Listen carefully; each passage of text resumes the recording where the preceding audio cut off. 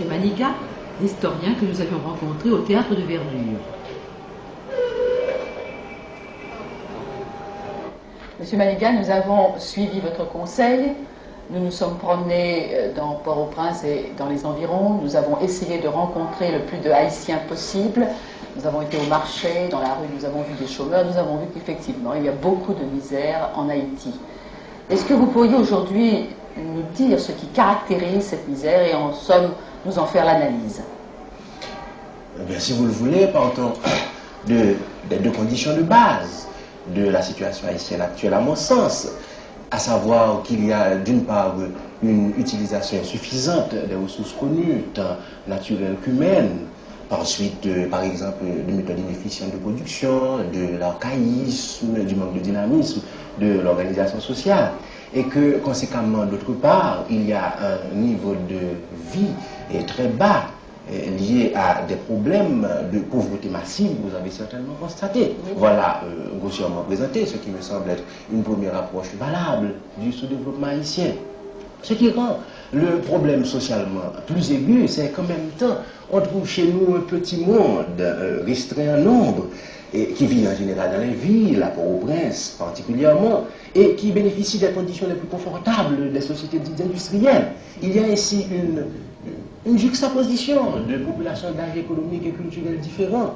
L'archaïsme et le moderne se côtoient, symbolisé par exemple en économie agricole par l'usage de la roue à côté de celui du gros tracteur international dernier cri. Ces deux mondes ne sont pas contemporains. Oui. Alors est-ce que ça veut dire que cette question sociale, vous la posez en tant que formule riche-pauvre? Je pense que c'est beaucoup plus complexe. Et je pense qu'il y a, au fond, non seulement un problème de relation entre riches et pauvres, mais un problème de coexistence de deux mondes différents. Je pense que c'est par là le fond même de la question sociale haïtienne. Et est-ce que l'intellectuel haïtien prend conscience actuellement de ces problèmes-là?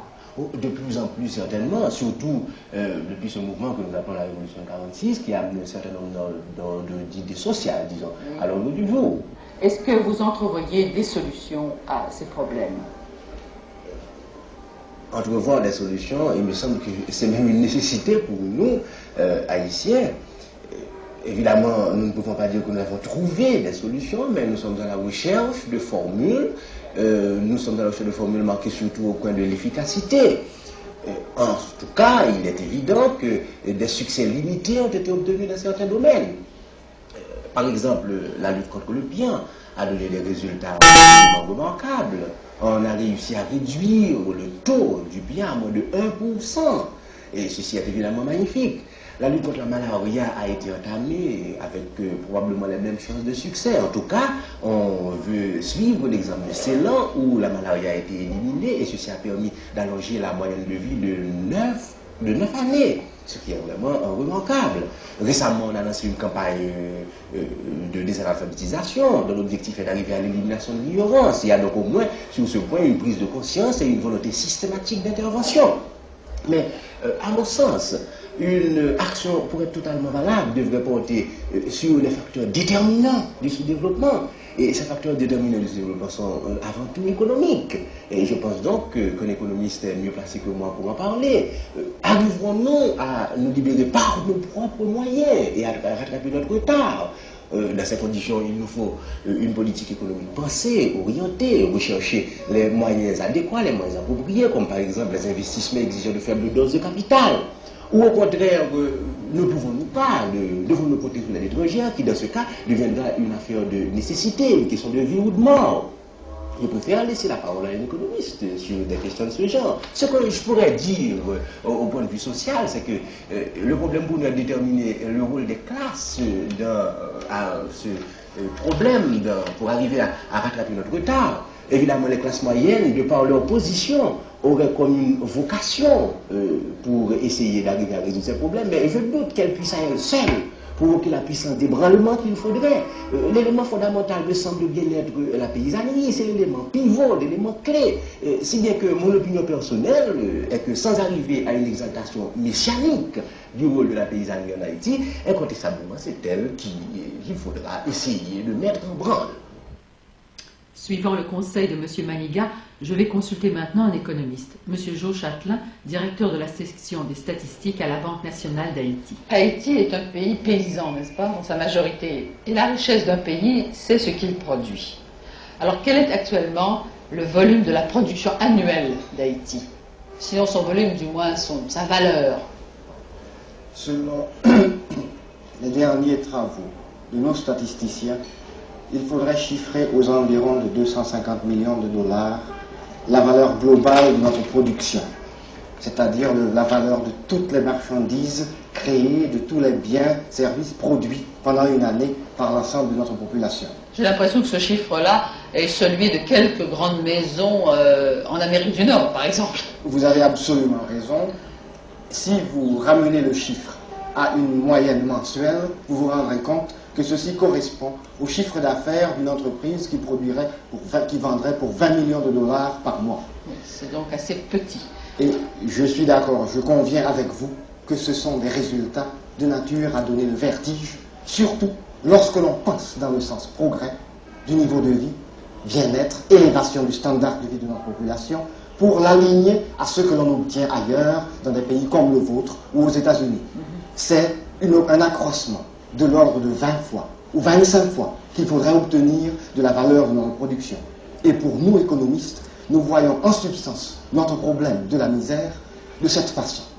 Le drame, c'est qu'un si grand nombre de gens, travaillant beaucoup, produisent si peu parce qu'ils travaillent si mal, de manière si peu productive, si peu efficace. Ils travaillent de manière archaïque souvent. Est-ce qu'il y a donc moyen d'élever la production d'Haïti? Certainement, il y a des moyens de modifier les rendements de cette production agricole paysanne, et des essais ont été faits pendant les années récentes qui nous indiquent par exemple que l'on peut augmenter, faire passer de 1 à 4 le volume de la production de café, faire passer de 1 à 30 la production de cacao obtenue sur un hectare. Nous avons vu des producteurs de légumes produisant un revenu passant de 40 dollars d'une année à 600 dollars au bout de 3 ans. Ce qui se fait, je crois, actuellement par l'instruction du paysan, n'est-ce pas? Oui, exactement. Nous avons eu quelques expériences très prometteuses d'éducation pratique du paysan, tendant à lui communiquer des nouvelles méthodes, peu coûteuses mais plus productives. Cette éducation, elle est en général aussi du type communautaire. C'est par la coopérative que l'on essaye de généraliser, d'atteindre le plus grand nombre de ces producteurs. Et les résultats ont été, je dois le dire, absolument impressionnants. La coopérative, suivant les propres termes d'un de nos paysans coopérateurs, agirait comme une sorte de centrale électrique qui, placée à un endroit donné, envoie de la lumière très loin. Et c'était sa façon, imagée à ce paysan, d'expliquer que ce processus de dissémination des connaissances nouvelles se réalisait d'une manière presque imperceptible. Les nouvelles façons de tuer la chenille se communiquent immédiatement et leur permettent de conserver la plus grande partie de leur récolte de légumes.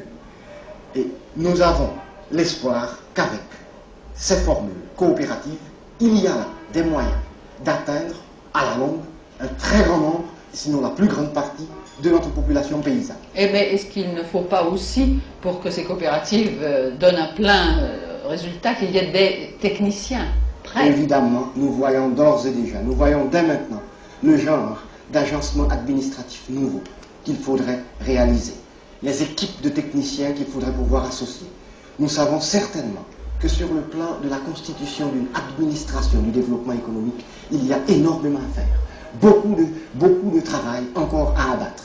Mais nous ne perdons pas espoir quand même. Parce que nous croyons qu'il y a énormément de raisons, énormément de changements qui ont apparu dans la période récente qui permettent d'augurer que tout ceci pourra se faire.